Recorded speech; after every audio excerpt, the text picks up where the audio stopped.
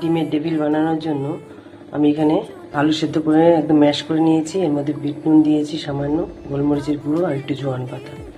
আর এদিকে রসুন থেতো করে নিয়েছি, আদা থেতো করে নিয়েছি, আর পেঁয়াজ কুচি কুচি করে কেটে নিয়েছি। এদিকে সর্ষের তেলটা কড়াইতে ভালো করে গরম হয়ে গেছে।